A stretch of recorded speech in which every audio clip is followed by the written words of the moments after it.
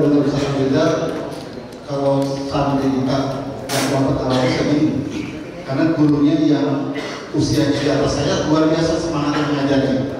Saya kasih waktu 5 menit, minta lagi 5 menit, ya. Jadi intinya adalah ke depan, ya, keyakinan kita bersama bahwa pesantren Najibah bisa lebih hebat lagi, bisa semakin jaya lagi, karena semangat kita semua.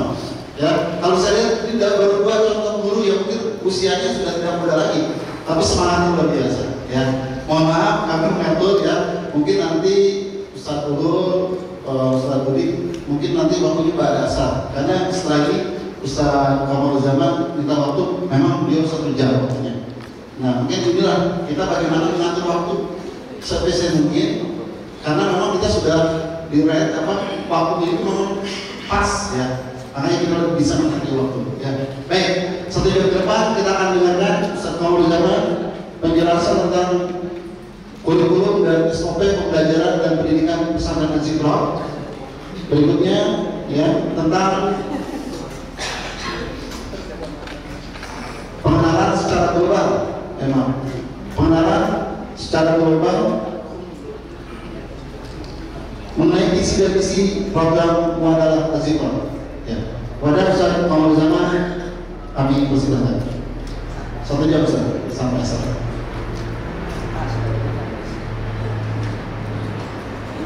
Assalamualaikum warahmatullahi wabarakatuh. Alhamdulillahirabbil alamin, wassalatu wassalamu ala asyrafil anbiya'i wal mursalin wa ala alihi wa ashabihi wa man tabi'ahum bi ihsanin ila yaumiddin. Allahumma la 'ilma lana illa ma 'allamtana fa'allimna ma yanfa'una innaka anta 'allamul ghuyub. Allahumma iftah lana futuhal 'arifin bi rahmatik. Yang kami muliakan umi kami, Umi Yumi, yang kami muliakan Mulia Fadilatul Ustaz Abdul Bahtiyar, yang kami muliakan Ketua Dewan Dakwah Ustaz Hidayatullah, kemudian SDI Ustaz Dumana, kemudian dan sebagainya seluruhnya. Begitu juga dengan Mudirah Putri yaitu Ustazah Gisda dan juga wakilnya Ustaz Jari, Bunda Jari dan Ustazah Gisda. Dan begitu juga yang kami muliakan seluruh para asatidz yang kami muliakan, yang sangat kami banggakan. Mohon maaf kami tidak bisa menyebutkan nama antum satu persatu karena akan habis waktu saya. Baiklah. Jadi dari awal pertemuan kita kan sudah dijelaskan tentang pengenalan Najibah. Jadi asatidz sudah kenal dengan Najibah, insya Allah sudah cinta dengan Najibah. Jadi sekarang kita mau jalan kemana? Pertanyaannya, pesantren Najibah mau kemana? Bagaimana program kita ke depan? Kalau kita melihat visi-visi yang sudah disebutkan oleh Abu kita yaitu Abu Khatib, ini sudah kita lihat kemarin bahwa visi daripada Najibah adalah menjadi lembaga dakwah dan pendidikan Islam berbasis pesantren. Jadi kita ini pesantren. Jadi santri-santri kita ingin kita didik dengan pendidikan pesantren. Jadi apa saja yang dididik pesantren, baik itu idenya, baik bahasa Arabnya, baik tahfidnya dan sebagainya, inilah yang akan kita laksanakan. Ini saya mengulang saja karena ini sudah kita lihat kemarin. Terusnya, kemudian di sini ini versi Ustaz Sadid, Alif Sadid, ya, dan sebagainya. Seterusnya, tujuannya mendidik pemuda-pemudi Indonesia menjadi kader dakwah yang tangguh, mumpuni, tegas, istiqomah, mengamalkan Al-Quran dan Sunnah. Kemudian mendidik pemuda-pemudi untuk menjadi calon pemimpin yang berani, berjiwa bersih, suci, dan sebagainya. Secara umum, visi, misi dan tujuan kita ingin mencetak para santri yang paham Al-Quran, kemudian menjalankan Al-Quran, kemudian bukan hanya melaksanakan untuk kepentingan pribadi, kita juga ingin mendidik dia bagaimana menjadi pemimpin yang akan memimpin umat untuk menjalankan Al-Quran dan Sunnah. Jadi secara umum seperti itu. tentang pesantren Al-Iqra yang Gunung Sindur Mu'adalah. Tadi sudah dijelaskan oleh dari Departemen Agama pesantren Mu'adalah itu seperti apa. Ya, secara umum adalah pemerintah memberikan kepada kita hak untuk menentukan nasib kita, menentukan pendidikan kita, kurikulum kita, sistem kita, ya diserahkan sepenuhnya kepada kita. Kemudian ijazah yang dikeluarkan itu diakui oleh pemerintah. Setara kalau wusta ya setara dengan SMP. Kemudian kalau kuliah setara dengan MA atau SMA. Secara umum seperti itu dan seterusnya. Lanjut. Tadi ini juga sudah dijelaskan oleh Bapak tadi, Bapak siapa namanya, dari Departemen Agama, bahwa kurikulumnya Pak Syihabuddin, bahwa kurikulumnya adalah yang jelas ada bentuk pendidikan dunia karena kita pesantren. Kemudian tidak melupakan juga pendidikan kewarganegaraan, bahasa Indonesia, matematika, dan ilmu pengetahuan alam. Jadi secara umum sebenarnya kita ingin menjadikan santri-santri kita ini menjadi ulama nantinya, tetapi tidak juga buta terhadap pelajaran-pelajaran umum. Terus, nah, untuk pesantren Mu'adalah kita, ini kan Mu'adalah sudah berjalan ini. Dengan mendaftarkan diri sebagai peserta penyelenggara pendidikan Mu'adalah, maka kita langsung mendapatkan 2 SK. Yang pertama adalah SK izin mendirikan pendidikan wusta, yaitu setingkat dengan SMP, kemudian kuliah. Jadi secara otomatis ketika kita memilih Mu'adalah dengan sistem TNI, maka kita punya hak untuk mendirikan 2 sistem pendidikan tersebut, 2 jenjang pendidikan. Nah, ke depan yang kita inginkan adalah kita ingin menggabungkan keduanya, ya, dengan lama pendidikan 6 tahun yang terdiri dari 3 tahun wusta dan 3 tahun kuliah plus 1 tahun pengabdian. Jadi kalau kita lihat di slide yang ditampilkan, di situ kan ada Mu'adalah, ada wusta, ada kuliah, kemudian ada wusta gabung semua jadi 1 selama 6 tahun. Kita memilih yang 1 yaitu dibagi-bagi 3-3, tetapi di dalam pelaksanaan kita katakan 6 tahun. Kita tidak akan berikan ijazah wusta kecuali amat sangat penting. Jadi orang tua yang datang butuh, ya udah bisa kita keluarkan. Tetapi kita usahakan agar terus sampai 6 tahun, kemudian ada pengabdian 1 tahun. Pengabdian tersebut adalah sebagai bentuk pendidikan. Bagaimana dia menjadi kita didik, dia bagaimana menjadi guru, bagaimana dia mengurus pesantren, kalau perlu bidang-bidang bisnis juga dia diajari. Artinya pengabdian juga bagian dari pendidikan. Jadi dalam pendidikan 6 tahun. Nah, karena kita katakan kita pisahkan tadi ada wusta dan ada kuliah, maka bagaimana caranya agar santri-santri kita tidak pergi setelah 3 tahun? Maka itu semua kembali kepada para asatidz seluruhnya, yaitu kualitas. Jadi kita harus tingkatkan kualitas kita. Kita harus meyakinkan kepada seluruh santri bahwa setelah kelas 3 masih ada ilmu-ilmu lain yang belum dia miliki, yang harus dia cari di pesantren, sehingga dia kemudian mau meneruskan ketika kelas 3, kelas 4, 5, dan 6 pengabdian dan seterusnya. Nah, secara umum tujuan pendidikan pesantren Al-Iqra adalah apa? Mencetak para guru yang hafal Al-Quran, paham Al-Quran, dan mengamalkan Al-Quran. Jadi dengan cara apa? Pertama kita programkan hafal Al-Quran 30 juz. Untuk program Mu'adalah ini mungkin karena kita punya waktu selama 6 tahun. Kemudian paham dan mampu berkomunikasi dengan bahasa Arab. Kemudian ada pelajaran diniyah apa dan sebagainya. Terus, nah kita melihat ke pesantren-pesantren yang sudah mengambil program Mu'adalah TNI ada. Kalau kita melihat kepada pesantren secara umum seperti yang sudah dijelaskan tadi bahwa ada pesantren tahfiz, hanya tahfiz saja. Kemudian ada juga pesantren yang mengambil TMI saja, mu'allimin. Ada pondok dari kotor, ada darun nedar, ada ini dan sebagainya. Kemudian ada juga di beberapa pesantren yang menggabungkan antara keduanya.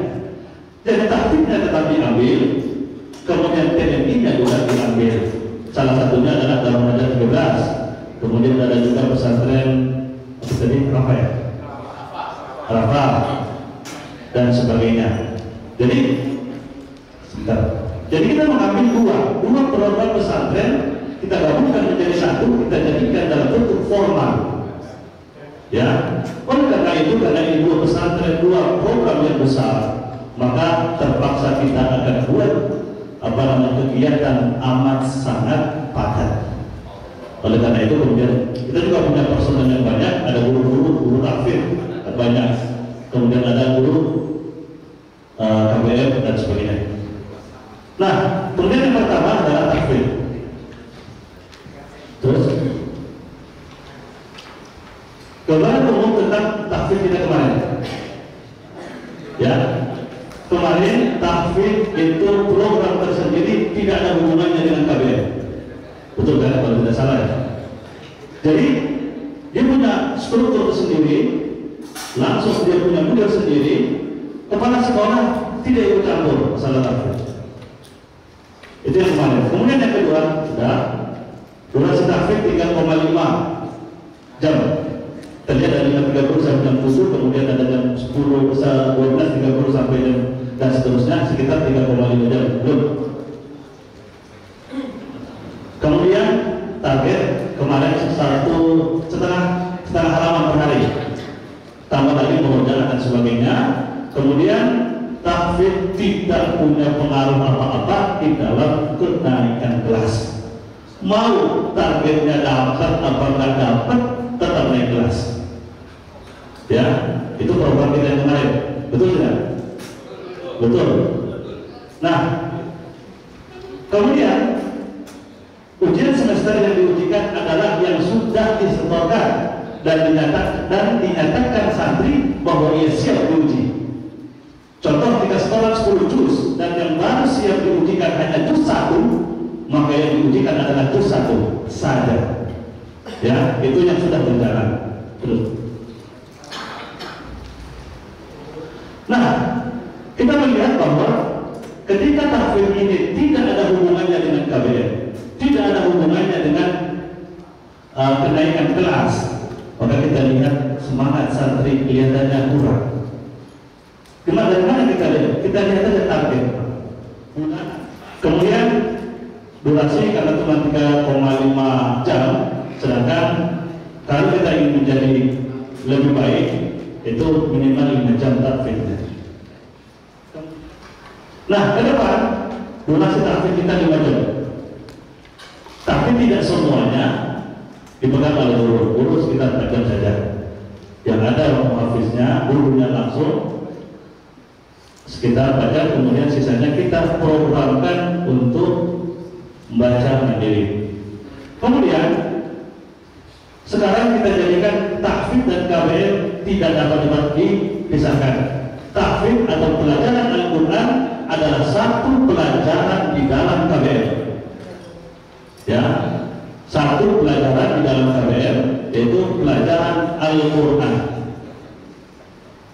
Jadi nanti ada ujiannya, ujian semesternya ada, kalau sudah naik ya tidak naik, ada targetnya.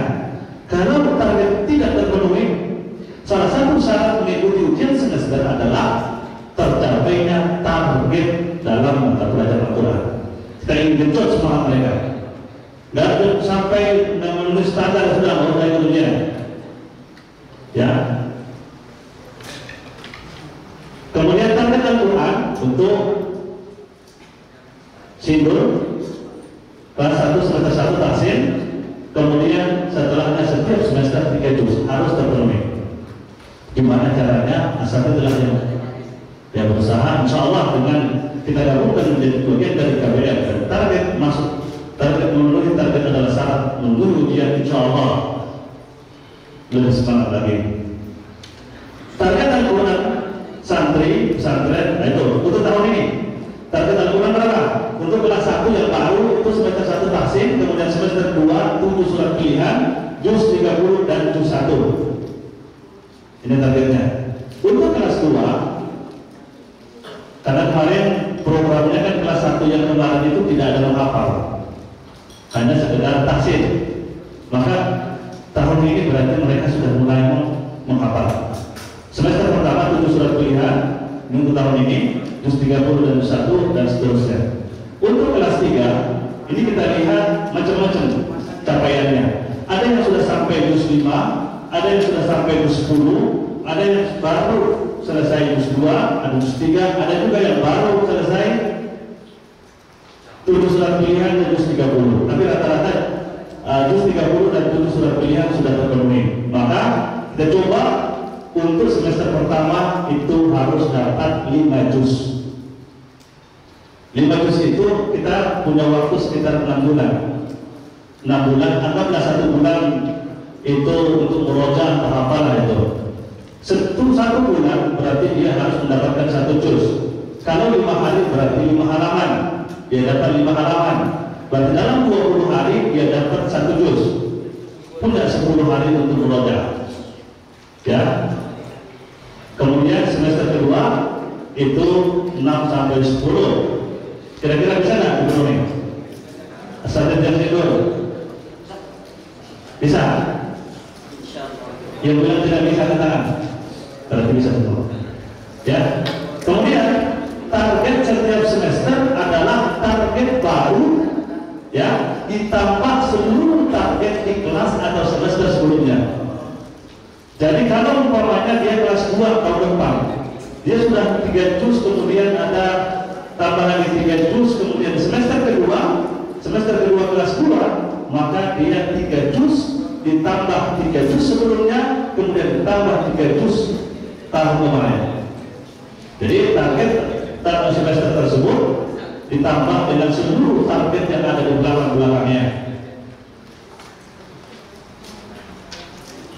Kemudian apabila dalam ujian semester mata pelajaran Al-Quran tidak lulus, dia sudah sampai target, tapi setelah ujian tidak lulus, maka dia tidak lulus satu mata pelajaran. Ya, terus insya Allah sesuai dengan arahan dari Ustaz Abdul, nanti santri-santri ketika datang itu pengen di klarifikasinya dibuat dikelompokin lagi. Yang bacaannya bagus-bagus, yang hafalannya berbanyak, kemudian bagus, satu kelompok. Kemudian dan seterusnya. Berarti ada kemungkinan alamatnya akan diperbaharui lagi. Ustadznya beda lagi. Ya. Kemudian tahajud itu akan diaktifkan juga. Tahajud salah satu pelajaran. Jadi kalau pembelajaran kita sudah mulai pada jam 3.30 berarti muhafidz sudah mulai datang. 3.30 langsung 40 menit atau 30 menit sholat tahajud dengan anggotanya. Langsung diabsen oleh bagian kurikulum setisro.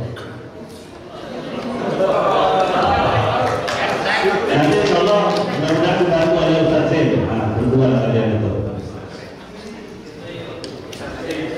Ujian tahfidz dilakukan setiap semester sudah dan seterusnya ya. Terus. Nah, itu secara umum target kita. Ya, target yang harus dicapai. Kemudian setelah itu tahfidz sudah programnya, kemudian terminnya diniahnya pertama bahasa Arab. Dari kelas 1 sampai kelas 3 ini rata-rata pelajaran kita bahasa Arab. Meski ada sebagian pelajaran selain bahasa Arab, tapi rata-rata bahasa Arab. Pelajaran bahasa Arab menjadi pelajaran dengan jam pelajaran terbanyak. Ya. Pelajaran bahasa Arab terdiri dari takallum, samdulullah, mutalaah dan insyaallah. Untuk takallum tetap kita pakai. Ya, jangan sampai nanti bukunya dihilangkan dah. Takallum tetap akan dipakai. Tapi untuk sementara satu semester ini kita ingin habiskan Durusulullah.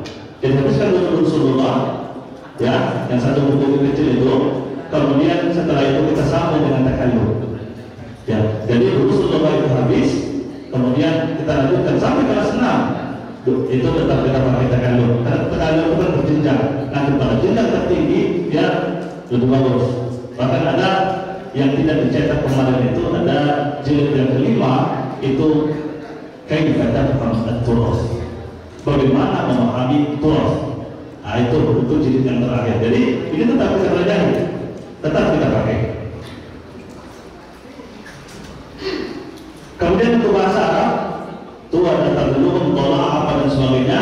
1, 2, 3 itu formal di KBR lah istilahnya ya.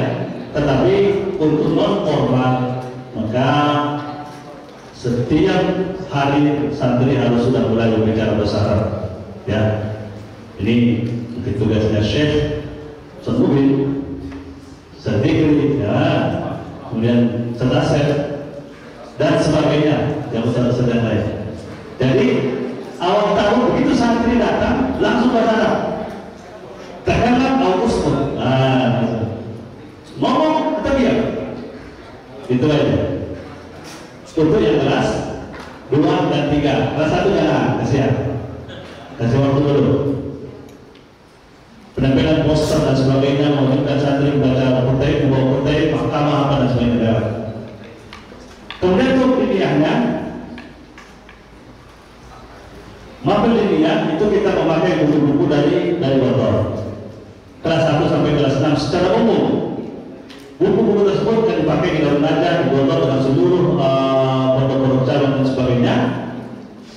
Ini adalah awal. Diharapkan suatu saat nanti kalau bisa membentuk tim untuk menyusun buku sendiri. Ya, kenapa harus orang lain bisa menyusun buku? Kenapa kita tidak bisa? Orang lain bisa membuat mata pelajaran sendiri. Kenapa kita harus makan sama, makan nasi, makan ini? Lebih enak malah kita makannya. Ya kan? Ayam itu sudah semuanya. Di sana kita kadang-kadang lauknya cuma apa? Tahu berenang, tahu dengan air. Ya, betul.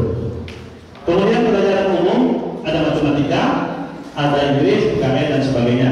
Intinya sebenarnya pelajaran umum ini untuk dunia, untuk apa namanya, untuk muadalah itu tidak perlu diajarkan semua yang di buku di Nasetor. Ya, tidak perlu. Antum karena kita memberikan durasi yang tidak banyak, cuma sedikit, 1 jam atau 2 jam, 1 minggu. Maka silahkan cari di antara guru-guru tersebut mana yang kira-kira penting untuk santri dalam kehidupannya nanti. Ya, ada kehidupan di dunia bukan di akhirat nanti ya. Ketika di sini. Apa mana? Matematika apa yang perlu dia pelajari? Berhitung, kalau tidak apalah. Silakan dilihat. IPA umpamanya apa yang perlu dipelajari? Seluruh umpamanya maka tinggalnya perlu nih. Singkirkan aja. Ya. Jangan perlu, tapi insya Allah semua yang buku perlu. Yang penting bisa dikondisikan karena besar sekali bukunya ya. Terus. Nah, kita pengen semua santri yang keluar itu keilmuannya sama dalam tingkat standar normalnya. Maka pelajaran harus diajarkan semua.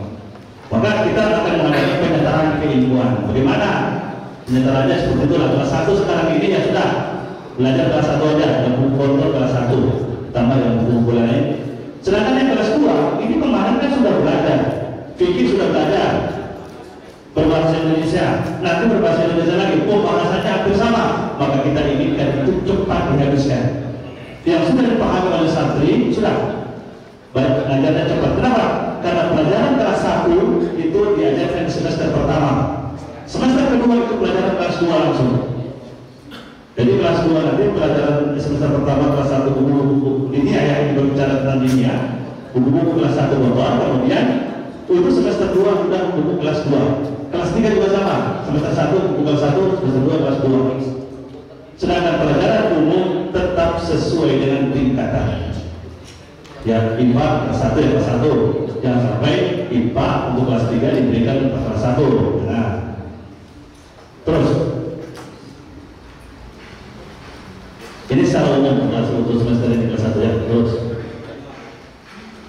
untuk kegiatan harian, tadi kita katakan bahwa karena kita mengambil 2 program, maka aktivitasnya lumayan padat. Nah ini dia nih, bangun jam 3 3.30 itu bangun perjalanan ini dan sebagainya. Kemarin permasalahan kita yang paling utama adalah membangunin santri. Nanti kita lihat bagaimana caranya nanti.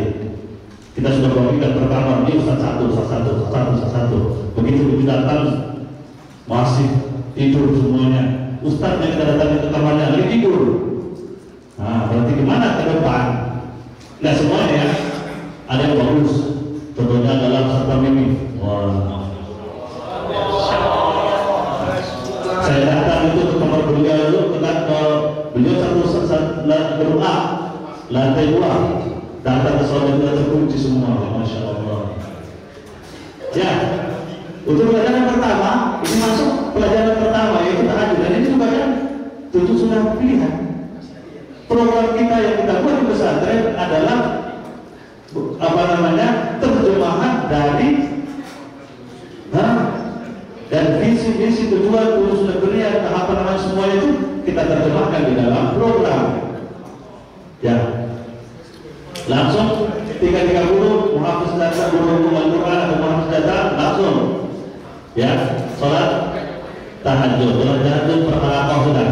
Itu sudah masuk pelajaran pertama. Berarti kalau tidak hadir berarti pelajaran pertama dhaif. Ya, siap-siap dipanggil oleh SDI dalam surat SP1, SP2, SP3 bebas. Ya. Itu pelajaran pertama tahajud. Kemudian kedua, ini setiap ada pelajaran 40 menit, tapi bisa saja bersambungkan. Soal tahajud kita 20 menit, 20 menit atau 30 menit, setelah itu baca Quran langsung.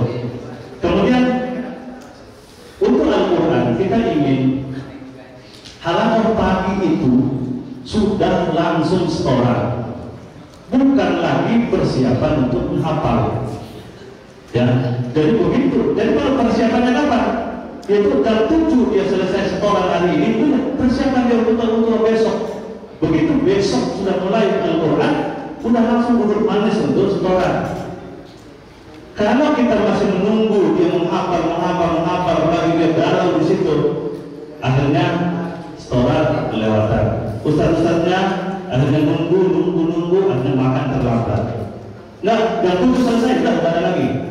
Itu saja. Sampai target atau nggak sampai target itu urusan anaknya, kamu yang tidak akan naik kelas, ya kan?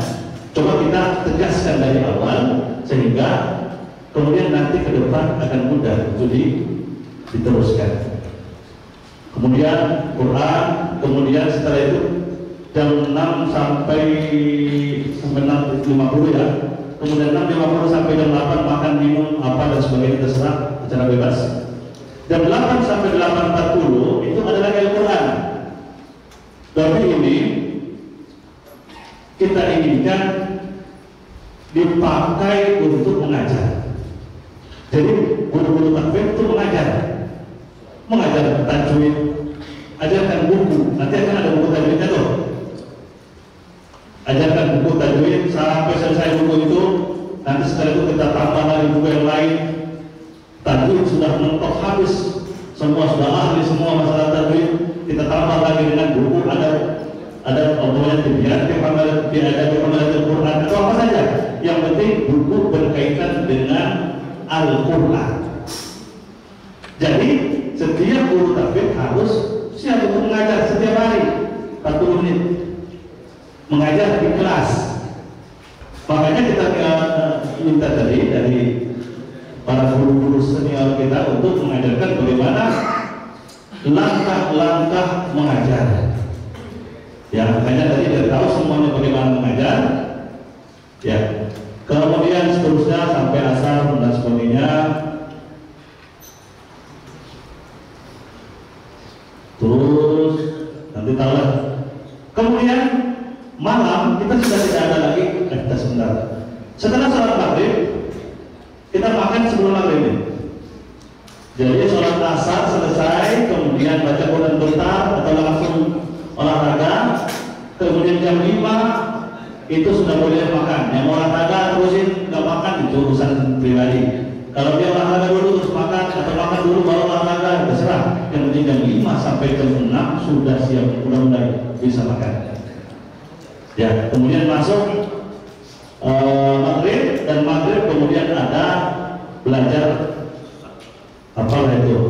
kitab-kitab lah secara bersama, tetapi tetap ada metodenya, tetap ada bukunya.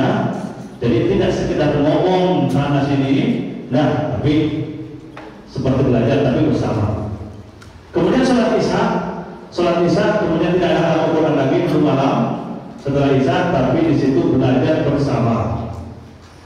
Belajar bersama dihadiri oleh wali kelas. Kita ingin mulai dari sekarang yang betul-betul memperhatikan santri adalah wali kelas. Wali kelas bertanggung jawab tentang capaian santri di bidang Al-Quran. Wali kelas bertanggung jawab tentang capaian santri di bidang pendidikan agama. Wali kelas bertanggung jawab tentang akhlak santri dan sebagainya. Ya, jadi dia kayak bapaknya sudah. Ya, kalau umpamanya setelah sholat isya belajar, nanti anak-anak mengatakan, Ustaz, saya tidak paham apa contohnya pelajaran sudah matematika. Nah, wali kelasnya cari guru matematika, Ustaz, tolong ngajar ke kelas saya besok, bisa nggak? Biar saya nongkrongin anak-anak Anda. Udah, tukeran, nggak apa-apa saja. Ya, saling tolong-menolong dalam kebaikan. Ya, yang jelas, setelah sholat isya, wali kelas wajib ada nongkrongin anak yang belajar mandiri. Kemudian seperti biasa masuk jam 21 silakan berjalan ke asrama, jajan, apa dan sebagainya. Kemudian lupa ngobrol, baca absen, tidur. Wajib tidur. Dan ini secara umum. Nanti kan itu kan ada juga nanti hari Senin, hari Selasa, hari Kamis, ada beda-beda dikit lah. Karena ada puasa, ada muhadharah, ada apa dan sebagainya. Tetapi secara umum seperti itulah gambarannya. Terus masih ada waktu.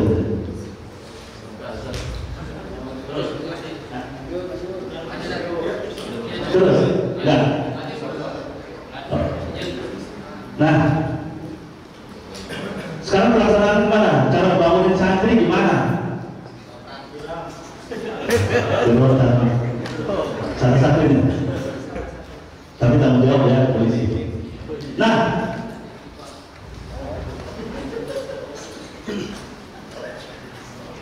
kita inilah apa namanya struktur tugas lah. Kemarin sudah katakan kan siap untuk ditugaskan. Ya sekarang lah tugasnya. Nah, di situ ada mudir am dan sebagainya. Ada dan yang lain ini. Fungsi doranya. Nah, itu aja dulu. Kepala muamalah mungkin yang bila ada Ustaz Al-Rizal sementara. Nah, di sini ada pengajaran, ada sebentar.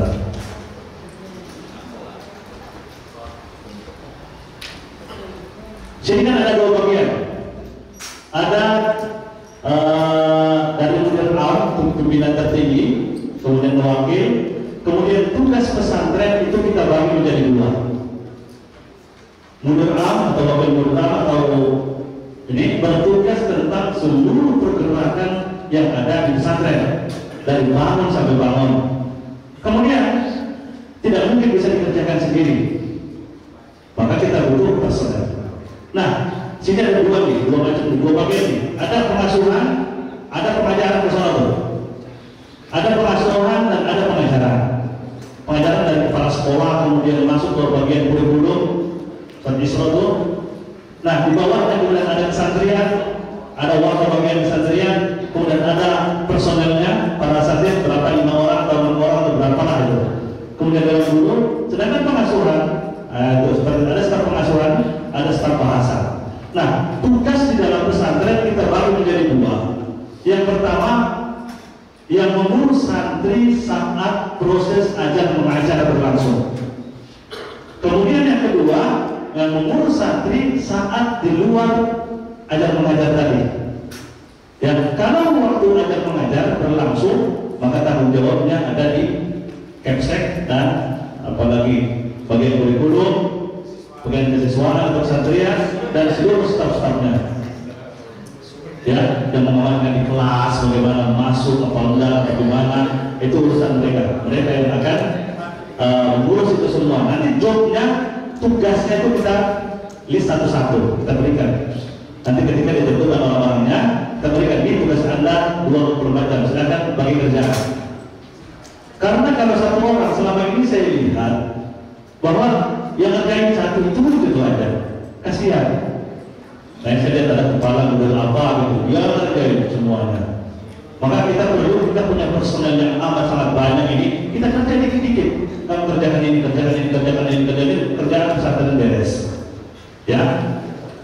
Nah, pengasuhan menangani masalah disiplin santri secara umum, dan yang kedua disiplin bahasa. Nah, saya dulu nih tugasnya nih. Jadi untuk pengasuhan ini menangani selain bahasa, berarti santri pergi ke masjid, ya, santri sudah harus keluar dari asrama ketika ajar mengajar berlangsung, asrama digembok, dikunci, di apa. Kalau ada santri yang balik sikat atau apa ya. Nah, beliau tidak mungkin bisa kerjakan sendiri, butuh staf.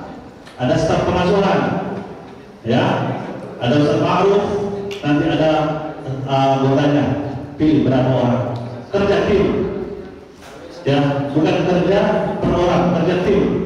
Kalau pengasuhan ada 6 orang, masa ngurusin itu nggak selesai. Kurang orangnya kita tambah, mau berapa? 10 orang, ya, kita tambah. Ya. Kemudian staf bahasa berarti disiplin santri berkaitan dengan bahasa sehari-hari, ya, asrama di mana ini dan sebagainya. Kemudian pengasuhan, Ustaz Saiful ini pengasuhan dibantu oleh staf pengasuhan, staf bahasa. Staf pengasuhan dan staf bahasa ini juga dibantu oleh siapa? OSPA. Jadi pengasuhan dan staf bahasa itu tidak perlu ngurusin kelas 1 atau kelas 2, tapi arahkan OSPA-nya. Namanya masalah kebersihan di asrama. Gak usah datang ke asrama kelas 1 kemudian angkat kelas 1-nya dulu, jangan. Cukup datang ke di sana, lihat kok ada kotoran di sini, panggil mudabirnya, arahkan. Ya. Jadi mereka yang turun ke kelas 1 dan kelas 2. Jadi pengasuhan enak kerjanya. Kemudian OSPA ke kelas 1 dan kelas 2. Maka karena OSPA itu kelas 3 dan menangani kelas 1 kelas 2, maka tugas utama pengasuhan adalah mengarahkan kelas 3. Karena OSPA tidak mungkin bisa menghukum temannya sendiri, maka itu harus dihandle langsung oleh pengasuhan. Nanti tugas-tugasnya, tugasnya apa, OSPA ini apa, mudabir ini apa, nanti kita tulis, kita list satu-satu, kita berikan ke orang yang masing-masing ini kerjaan kamu. Ya, dan setiap staf-staf ini ada ketuanya. Ya, kemudian masalah eskul.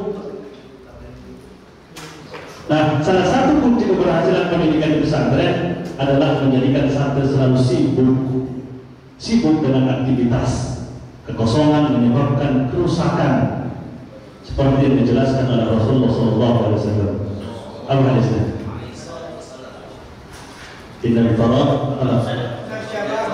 syababa wal farah mafsadatan ayyu mafsadah. Bahwa masa muda dan waktu kosong itu akan merusak. Waktu apabila tidak dipergunakan untuk yang baik, maka kita akan digiring untuk menggunakan yang kurang ada tidak baik. Maka selama santri masih bangun itu harus aktivitas terus, boleh ganti aktivitas. Jangan sampai ada, makanya di sini nggak ada tidur siang. Tidak boleh tidur siang, kita jam 10 langsung, gitu, ya. Jadi kemudian eskul seperti biasa kan ada, kemudian kita tambah khususnya isu pilihan. Kemudian kita akan melakukan kontrol penuh terhadap eskul.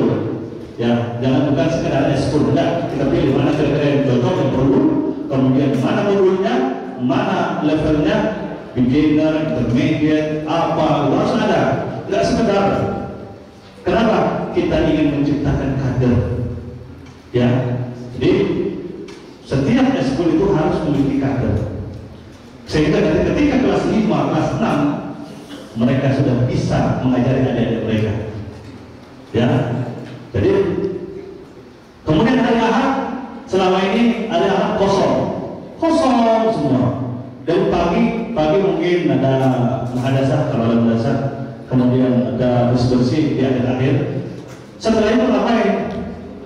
Ya, ada yang merenung, ada yang apa, semua sampai asar, sampai maghrib kosong. Maka kita tidak ingin itu terjadi karena menyebabkan kerusakan. Maka hari Ahad akan kita pakai untuk ekskul wajib, minimal satu ekskul wajib hari Ahad. Ketika asatidz jadi semuanya lagi liburan berpindah kemana, pesantren tetap hidup, ya, aktivitas tetap berjalan. Habis sudah. Nah, inilah apa namanya program yang akan kita laksanakan secara umum. Ya, nanti untuk secara khususnya mungkin nanti melalui kepala sekolah atau melalui bagian kurikulum nanti kita edarkan, kita berikan tugasnya. Tetapi yang jelas ini yang ingin kita jalankan ke depan setidaknya 1 tahun ini. Ya, setidaknya 1 tahun ini kita laksanakan. Mudah-mudahan santri kita lebih baik. Kita lihat sekarang ini, umpamanya santri kita tidak terlalu banyak sekarang yang mendaftar. Untuk SMPT cuma berapa? Cuma 67 kalau tidak salah. Nah, ini adalah tantangan bagi kita. Tahun kemarin misalnya 120-an, sekarang ada setengahnya. Kenapa? Mungkin ada apa namanya, masih ada keraguan terhadap kualitas kita. Oleh karena itu, keberhasilan nanti untuk tahun ini berada di tangan antum-antum semuanya. Ya, maka kami harapkan mari kita bekerja sama, kita laksanakan dengan kerjasama, kerja sedikit-sedikit saja, tapi sama-sama insya Allah Azikro bisa lebih baik. Amin. Ya Rabbal Alamin. Mungkin itu saja yang bisa kami sampaikan untuk kesempatan kali ini. Mohon maaf atas segala kesalahan. Wabillahi taufiq wal hidayah.